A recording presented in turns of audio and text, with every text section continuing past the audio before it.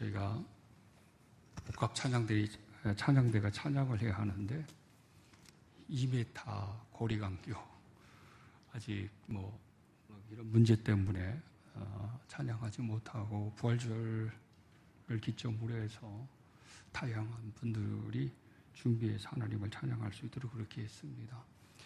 자, 어쨌든 우리 옆에 분과 함께 우리 한번 인사하겠습니다. 만나서 반갑습니다. 예, 사랑합니다. 예, 축복합니다. 오늘 1부 예배 때도 2부 예배 때도 또 처음 나오셔서 교회 와서 예배 드리는 건 또 처음으로 이렇게 오신 분들이 있었고, 또 이제 가정에서 또 실시간으로 예배 드리는 분들도 계실 텐데, 하여간 한 달이 지나고 나니까 조금 마스크 쓰고 대면하는 게 조금 익숙해지긴 했는데도 아직 어색합니다.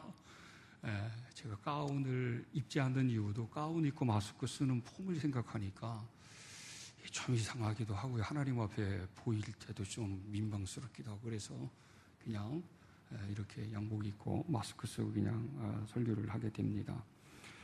어쨌든 예수 그리스도의 부활의 영광과 축복이 여러분 가운데 충만하기를 바랍니다.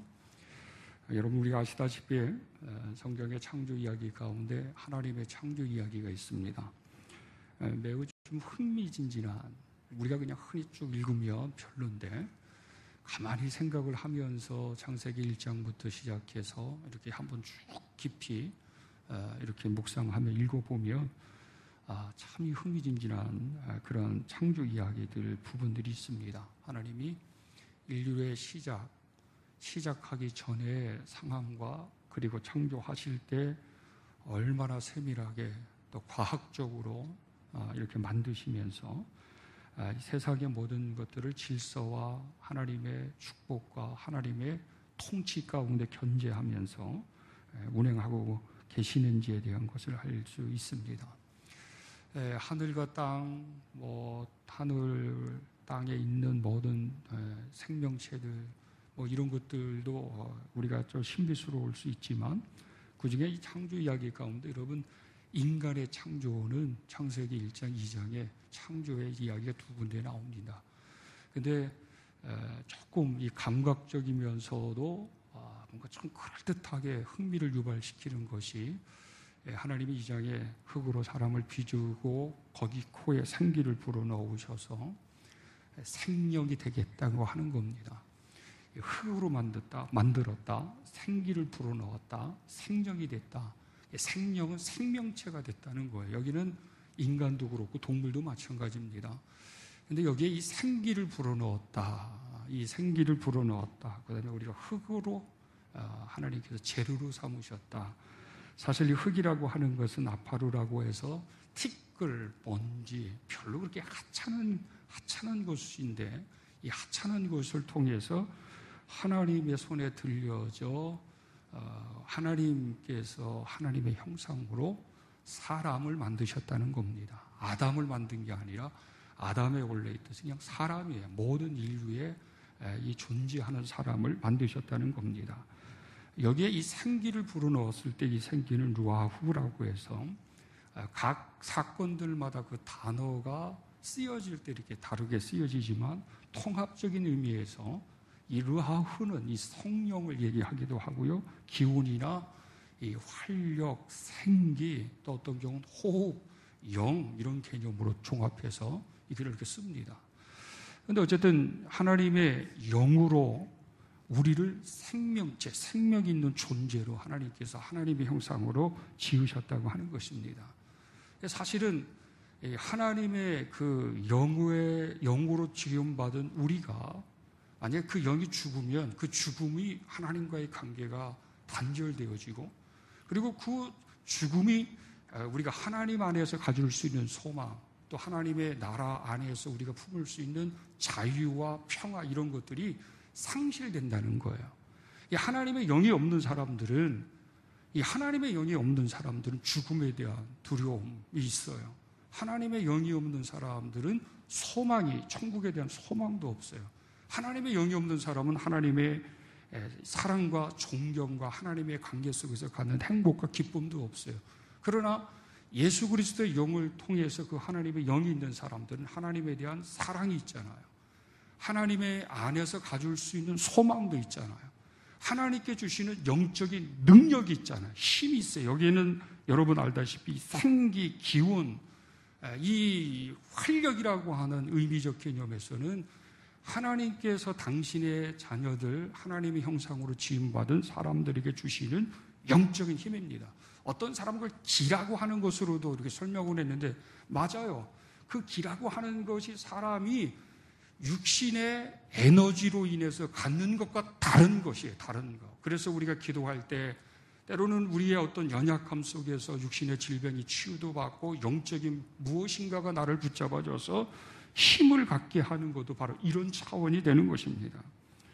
그래서 하나님의 형상으로 지음받은 사람은 두 가지 면에 있어서 뗄래야 뗄 수 없는 이 불가분적인 관계를 가지고 있어요. 첫째는 뭐냐면 하나님과 관계를 맺어야 참 인간의 존재를 갖고 있다고 하는 것입니다.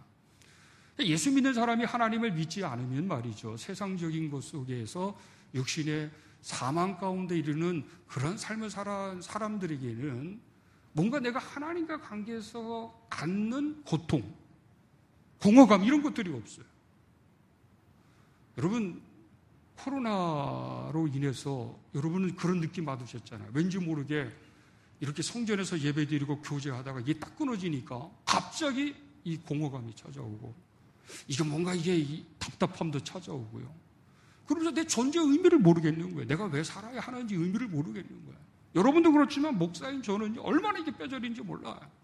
목사는 부르심을 받아서 하나님의 일을 할 때 하나님과의 관계 속에서 그 일을 감당하면서 갖는 그 영적인 힘이 있고 삶의 의미도 있고 존재감도 있는데 이게 말이죠. 갑자기 왕성하게 하다가 어느 분야에 가가지고 딱 중단되니까 거기서 갖는 육체의 편안함은 있는데 말이죠. 영적인 것들은 어마어마한 거예요. 그렇기 때문에 하나님의 형상으로 지음받은 모든 사람들은 하나님과의 관계 속에서 하나님의 영의 지배를 받는 사람들은 하나님을 찾게 되어져 있어요. 하나님을 찾게 되어져 있고 하나님과의 관계 속에서 행복을 갖게 되어져 있고 하나님과의 함께하는 그런 인생의 삶 속에서 하나님의 사랑에 대한 확인을 통해서 또 기쁨과 행복을 갖기도 하고 하나님과의 그 사랑 관계 안에서의 사랑의 소통 주고받는 것을 통해서 우리는 우리다울 수 있게 되어지는 것입니다. 만약에 이 관계가 약해지거나 관계가 단절되어지면 그때 찾아오는 것은 사망에 이르는 증상과 똑같은 것들이에요. 불안이 옵니다. 절망도 옵니다. 낙심도 옵니다. 그리고 여러 가지의 많은 감당할 수 없는 그런 영육의 그런 문제들이 생기게 되어집니다. 예수 그리스도를 따르는 제자들이 있었습니다. 예수님의 제자들이 사복음서에 보면 그리스도의 고난과 죽음의 현장, 부활의 현장에 주도적이고 그리고 앞에 서서 모든 것들을 이렇게 관여하거나 마무리를 짓고 하는 것을 절대 하지 않으셨습니다. 제자들은 예수 그리스도의 부름을 받아 세워졌지만 그리스도를 따랐을 때의 영광성이든지 그리고 그리스도와 함께 해서 가질 수 있는 그런 어떤 표적과 기사로 오는 다른 사람보다도 차별적인 대우나 이런 것들도 많이 누리고 그랬지만 그리스도가 잡히시고 재판을 받는 과정, 그리스도께서 십자가의 죽으심을 십자가에 달리시는 그 순간 속에서도 많은 제자들은 흩어졌습니다. 그러고 난 다음에 그들은 더 겁난 것이 하나 있었어요. 그것이 뭔지 아십니까? 그들은 자기 자신들이 예수를 따르는 사람이라고 하는 사실이 들통날 거고 아니면 누군가에게 고소를 당할 거고 그 두려움, 육체의 죽음에 대한 두려움 때문에 그들은 모여서 사람들과 단절되어지고 자신의 신분을 노출하지 아니하고 그렇게 운둔했습니다. 숨었습니다. 오늘 본문에는 이렇게 사도 요한은 요한복음을 기록할 때 그 제자들에 대해서 이렇게 기록을 하고 있습니다. 19절에 보면 유대인들을 두려워하여 모인 곳에 문들을 닫았더니 유대인들을 두려워하여 모인 곳에 문들을 닫았더니 예수께서 부활하신 주님이 그곳에 찾아가신 것입니다. 과연 여러분 무엇이 두려웠을까요? 이 제자들은 무엇이 두려웠을까요? 뻔한 거 아니겠습니까? 유대 사람들이 두려운 거예요. 유대 사람들에게 발각이 되고 유대 사람들에게 만약에 잡혀서 무엇인가 또 소송이나 재판이 진행되어진다고 한다 그러면 우리도 예수처럼, 우리도 스승이신 예수님처럼 십자가에서나 아니면 다른 어떤 고통과 박해를 당한다고 하는 이것 때문에 그들은 두려운 것이었습니다. 이 두려움이라고 하는 것은 엄밀히 따져보면 여러분 믿음과 상관이 없는 거예요. 불안이라고 하는 것은 믿음과 상관이 없는 거예요. 왜? 이것은 우리의 본능이에요. 그런데 여러분 그 불안이 찾아오고 두려움이 찾아왔는데 그것을 어떻게 대응하느냐, 어떤 자세를 갖느냐, 이것은 또 차이가 있는 거예요. 이것은 또 믿음과 관련된 것입니다. 그들에게는 그리스도의 생명과 그리스도 안에서 성령께서 주시는 그 힘의 공력과 능력이 없으니까 죽음의 문제, 이 죽음의 문제를 넘어설 수 없었던 것입니다. 육체의 죽음이라고 하는 것, 자기 인생의 어떤 저주스러움과 같은 결과적인 것에 대한 염려 때문에 이제는 사람들과 단절되어지고 또 그리스도의 죽음의 현장 그리고 그리스도의 이 장래의 모든 일들을 스스로 주도적으로 그 역할을 감당할 수 없었습니다. 예수님이 그 제자들과 수많은 사람들에게 찾아가셔서 제일 먼저 하신 게 우리가 알고 있는 것처럼 평안하느냐, 샬롬에 대한 물으심과 샬롬의 선포예요. 이 샬롬은 하나님의 나라가 가지고 있는 속성이에요. 하나님의 나라를 소유하고 우리가 주님 안에, 주님이 안에 있으면 이 샬롬의 완성, 하나님의 나라의 완성은 우리를 모든 죄와 사망에서 자유자가 되게 합니다. 그리고 강하고 담대한 자가 되게 합니다. 불안하고 절망스러운 거, 평화가 없는 거, 죽음에 대한 공포를 느끼는 것은 이 그리스도의 이 새 생명, 그리스도께서 우리에게 모든 인류 하나님의 형상으로 지음받은 사람들을 하나님이 만드셨을 때에 그 코에 생기를 불어넣어 주신 것처럼 예수님이 말씀을 하시고 그들을 향해 숨을 내쉬며 이르시되 성령을 받으라 했을 때 이 성령은 당시 루하으로 이 하나님의 영이에요. 하나님의 영적인 생기예요. 힘이에요. 이걸 통해 그 두려움을 극복하도록 하시고 죄와 사망의 법에서 우리를 해방시켜 주신 그리스도의 그 부활의 능력을 다시 한번 선포하게 된 것이었습니다. 예수 그리스도를 구주로 믿는 사람들은 그런 면에서 항상 두 가지 정립을 분명히 해야 합니다. 내가 누구인지, 내가 어떻게 앞으로 살아가야 하는지에 대한 것들이 분명히 해야 된다고 늘 제가 강조했습니다. 어떤 우겨싸움의 환경, 어떤 인생 속에서든지 간에 나는 나예요. 나는 그리스도이라고 하는 사실, 내가 주 예수 그리스도로부터 자녀가 되고 제사함을 받은 존재라고 하는 사실을 여러분 절대 잊지 말아야 합니다. 이것이 분명해야 합니다. 뿐만 아니라 하나님의 나라에 대한 것도 분명해야 합니다. 이건 소망이에요. 소망. 우리가 새벽에도 말씀드렸처럼 기독교의 진리 가운데 교리 중에 아주 핵심적인 것이 그리스도의 고난과 죽으심과 부활입니다. 뿐만 아니라 그리스도의 재림이에요. 재림. 이 재림은 오실 그리스도를 소망하는 그런 관점보다도 하나님의 나라에 대한 소망이에요. 하나님의 나라에 대한 소망. 주님이 오시기 전에 죄의 부르심을 받는 자든지 아니면 주님이 오시기 전에 그리스도와 함께 그리스도를 맞이하는 사람이든지 간에 공통된 것은 하나님의 나라를 소망하고 있느냐, 품고 있느냐, 그것에 대한 믿음이 있느냐, 그것을 준비하고 있느냐, 이게 핵심입니다. 그것에 따라서 평안한 자가 될 수 있기 때문에 그래요. 죄와 사망으로부터 자유자가 될 수 있기 때문에 그렇습니다. 그런 면에서 예수님도 죄와 사망의 법에서 우리를 해방시켜 주시고 살아나셨던 것처럼 예수를 구주로 믿는 사람, 하나님의 나라의 소망을 가지고 있는 사람들은 반드시 죽음에 대한 이 문제를 확실히 정립하지 아니하고서는 우리가 부활의 영광스러움이 세워질 수 없어요. 예. 죽음의 이 문제를 반드시 온전하게 자신의 믿음으로 확고하게 정립하지 아니하고서는 우리는 하나님의 나라의 선자가 될 수가 없습니다. 예수님은 지금 그런 면에서 이 제자 공동체를 찾아가신 것입니다. 그들이 사회적인 고립, 자신의 신분이 노출되어져서 육신의 죽음에 대한 이 공포 때문에 두려워 떨고 있었어요.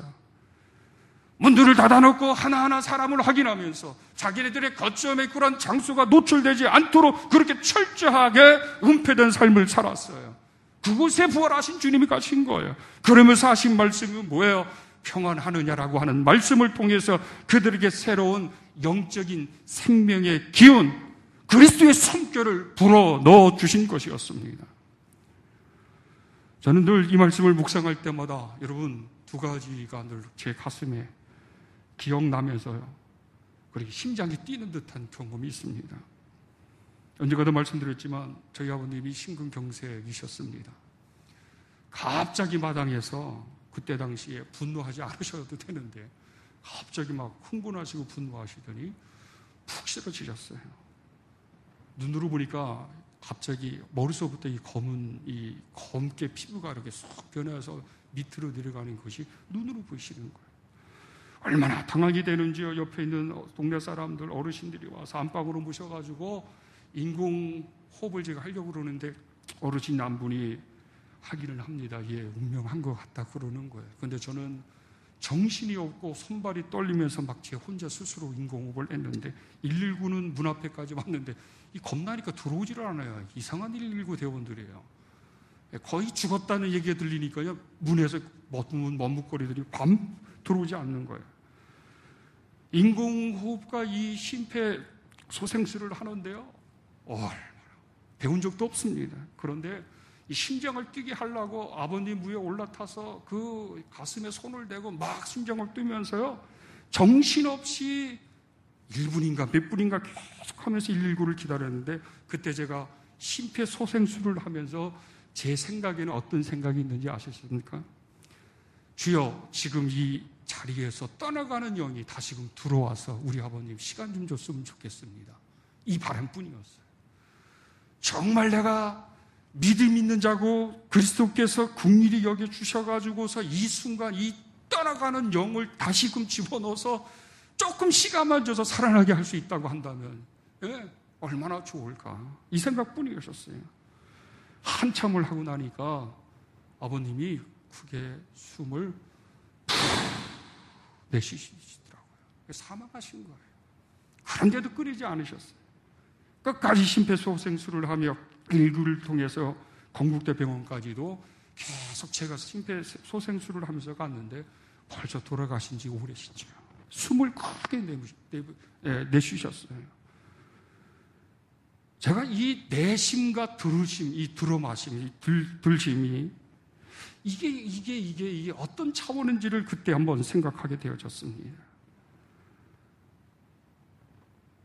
며칠 전에 월요일날 시골에 갔더니 형님이 말이죠, 병아리를 수백 마리를 얻어가지고 이 병아리 부화기처럼 따뜻하게 해놔야 된다고 해가지고 그 통에다가 그렇게 병아리를 넣었습니다. 아무런 지식도 없는 데다가 물도 주고 먹이도 줬는데요, 이렇게 전구를 틀어놓고 따뜻하게 해놓고 했는데 갑자기 형수님이 큰일 났다고, 병아리들이 막 죽어간다고 그러고 막 소리를 치시는 거예요. 들어가 봤더니 이 병아리들이 눈이 안 떴는데 바글바글 하다 보니까 막 귀뚱귀뚱 거리면서 그러다가 이 물을 이렇게 툭 치고 물에 빠지고 그랬는데요, 갑자기 물에 적셔진 병아리들이 저체온증이 생기니까요 다 죽어가는 거예요. 막 수십 마리들, 한 5, 60마리들이 막 죽어가고요, 물에 적은 병아리들은 바들바들 막 떠는 거예요. 그래서 일부는 막 버리고서 이거 어떻게 하면 좋냐고 막 그러길래 제가 드라이기 있으면 이거 헤어드라이 좀 가져와 보라고. 어떤 생각하는 게 헤어드라이기 따뜻하게 해가지고 병아리를 이렇게 손에 잡고서 헤어드라이기 가지고 말려봤어요. 살아날까? 이런 반신반의하면서 이상하게 돼요. 따뜻한 바람이 병아리에게 불어가지고 이게 이 털이 말리고 털이 뽀송뽀송해지더니 저체온증에서 바들바들 떨며 쭉 뻗었던 병아리들이요 살아나더라고요. 이 따뜻한 기운이 그런 거예요. 봄 기운은 따뜻한 바람을 통해서 생명을 깨우고서 생명의 창조 역사를 이루냅니다. 싹을 나게 하고 자라게 하고 가을이 되면 열매를 맺게 합니다. 이 기운이에요, 기운. 예수님이 제자들에게 성령을 받으라고 숨을 내신 것은 바로 이 영적 기운이에요. 이 영적 기운을 통해서 새롭게 하나님의 나라를 소유한 자로서 너 강하고 담대하라. 너 평안해야 돼.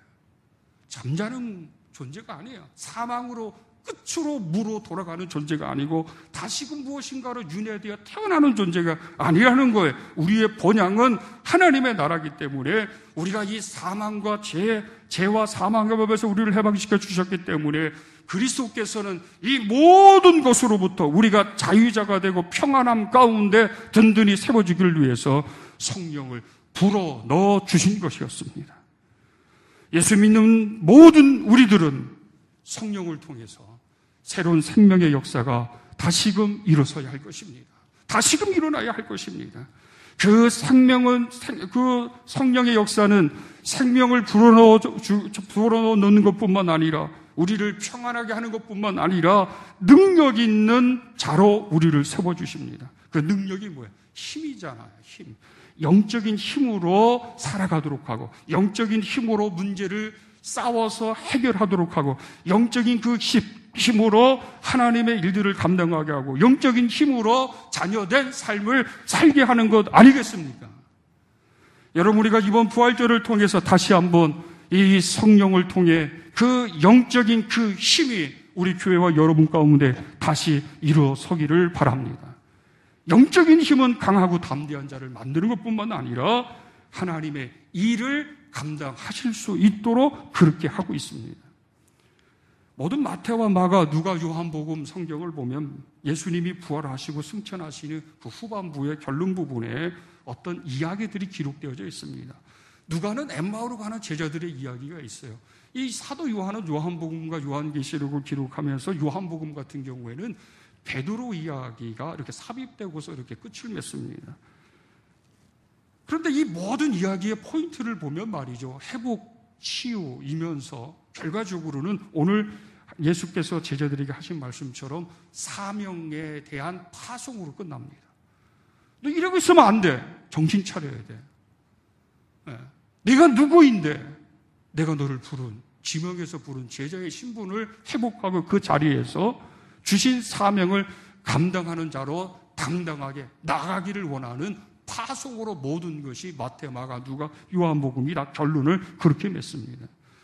주님은 단순히 우리의 영을 살리고 천국을 가게 하는 목적으로서가 아니라 벌써 그리스도께서는 우리를 지명에 부르셔서 우리를 주의 자녀로 삼으신 그 자체로 하나님의 나라를 우리에게 선물해 주셨어요. 그래서 하나님의 나라를 소유한 자가 이 땅에서는 주님과 함께하는 삶이 무엇인지를 분명히 알며 살아가도록 은혜적인 축복을 허락하신 것뿐만 아니라 하나님의 일을 하는 그 행복과 영광성을 위해서 우리를 말이죠, 존귀하게 대하시고 우리에 대한 기대감을 가지시고 주께서 찾아오셨다고 하는 것입니다.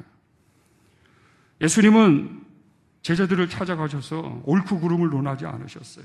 그들을 책망하지 않으셨어요. 내가 고난당할 때, 내가 십자가에서 죽을 때 너희 어디 있었냐? 그럴 수가 있어. 이 못된 것들. 이렇게 비판한다든지 책망을 한다든지 옳고 그름에 대한 것들을 얘기하지 않으셨어요. 그저 그대로 그들이 있는 곳에 가서 그들의 처해져 있는 환경을 그대로 주님께서는 직시하시면서 존중하시고 그들의 신분을 회복하시고 영적인 힘을 주시고 지지를 해 주셔서 다시 자녀로서 사명자로서의 삶을 살아가실 수 있도록 그렇게 예수 그리스도께서는 성령을 불어 넣어 주셨습니다. 이게 예수님이에요. 우리는 흔히 생각할 때 이게 옳으냐 그러냐, 네가 잘못했기 때문에 그래, 나는 그것에 대한 죄값을 받아야 돼, 이런 것에 주안점을 두지만 그것이 아니라 예수 그리스도께서는 우리가 존귀한 자로 하나님의 자녀된 삶을 살아갈 수 있도록 지지해 주셨어요. 그리고 그 모든 연약함조차도 그 완전함으로 그리스도께서는 붙잡으시고 회복하시고 고쳐주시는 그런 은혜도 주셨습니다. 그렇기 때문에 우리가 여러분 해야 될 일이 무엇입니까? 다른 것 아니에요. 다시 우리 본래의 자리에 돌아가서 우리가 하나님의 나라를 소유한 그대로 우리는 자유와 평안 가운데 세워져가는 삶을 굳굳하게 살아갈 수 있어야 합니다. 우리가 이 부활하신 주님과 더불어서 우리가 이제 어떻게 살아가야 합니까? 다시 주님을 향한 그 열정으로 주께서 주신 그 사명을 감당하는 그 행복으로 인생의 삶을 살아갈 수 있는 그런 존재로 세워질 수 있습니다. 그 모든 것들을 감당할 수 있는 것은 우리 의지로 안 돼요. 오직 주께서 주시는 그 성령의 능력으로 가능한 것입니다. 신앙생활과 직분자, 사도, 사명자의 삶은 여러분 믿음으로 행하는 것이고 성령께서 주시는 힘으로 행하는 것입니다. 이러한 믿음과 이러한 성령의 힘이 부활하신 주님을 통해 다시금 우리 공동체와 여러분과 가정 가운데 충만하기를 간절히 축원합니다.